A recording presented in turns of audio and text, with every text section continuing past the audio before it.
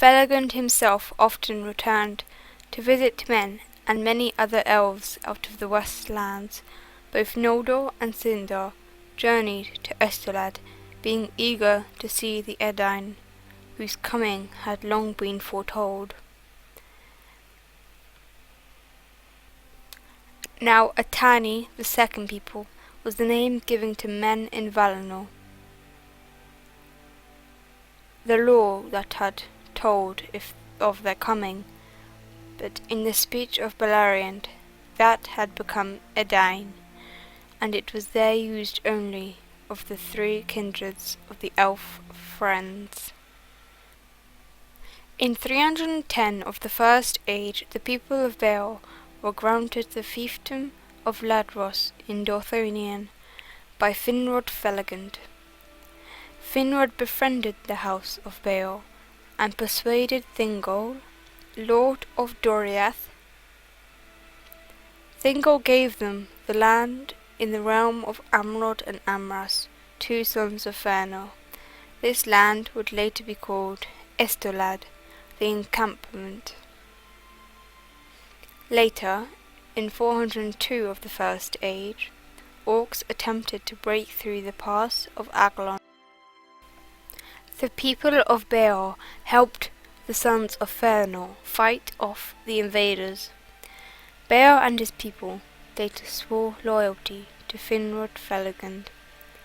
This was the first time men drew swords on behalf of the Eldar.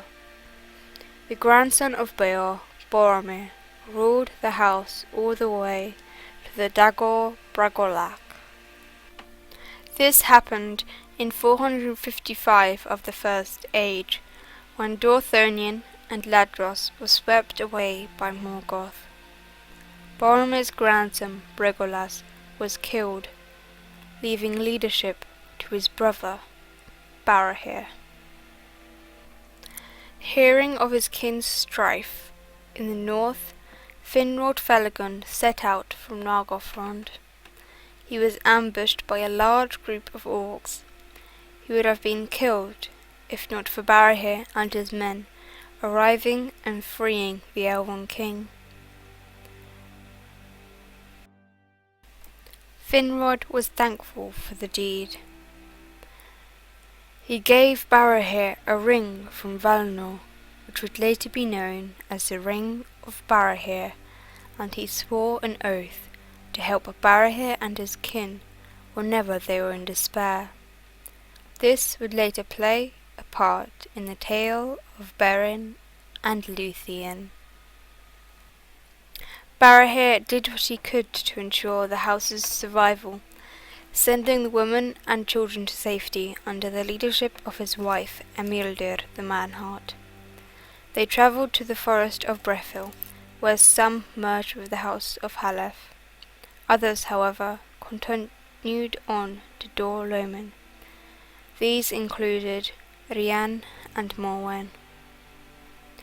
Meanwhile, Barahir remained in Dorthonion with his son Beren and the fathers of Rian and Morwen, Belagund and Baragund, and the dwindling company of men. Pressured by Sauron from Tol and Gawroth, their location was betrayed by Gorlam the Unhappy, one of their members. They were all killed by the Lake Taur Ahil Luin, except one, Beren, son of Barahir, who would later marry Luthien. From that point on, the house of Beor joined with the other factions of men. The Haladin entered Beleriand in 1312 of the First Age. They came secretly in small parties into the woods of Assyriand. Unlike the other houses, the house of Haleth didn't continue west into further Beleriand. The Haladin had no overall leader and so settled in scattered groups in that region. Morgoth already knew about the coming of hostile men to Beleriand and sent his servants to afflict the Haladin. In answer to this, Haldar took command of his people, building defences. But he and his son were slain, which left Haleth, his daughter, to lead his people, who held out until Caranthe could come and save them. In honour of her valiance, Caranthe offered some of his land to Halef to live in, but Halef, being proud, denied. King Thingol of Doriath gave Halef and her people part of Brethil on condition of defending the crossings of Teiglan. Eventually the son of Haldan, Halmir, took command after Halef's death. In the Dagor Bragollach they didn't take an active role, but instead they just protected their own lands.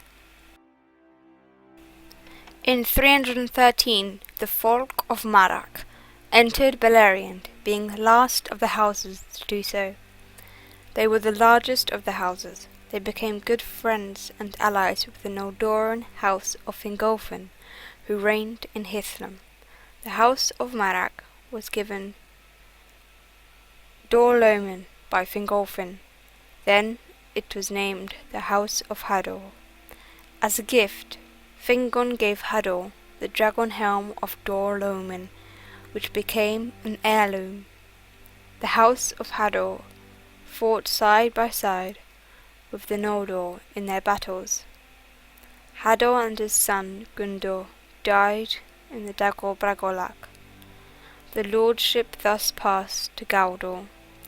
Hurin and Hur, sons of Galdor, were sent to Brethil but were lost, and spent time with Turgon of Gondolin. Galdor was slain at Ethel-Sirion, and Hurin took lordship. The Dagor Bragollach was a distinctive victory for Morgoth. Many leaders of the Edain were killed, and so much more, driven from their lands. Thank you for watching today's video. We hope you enjoyed.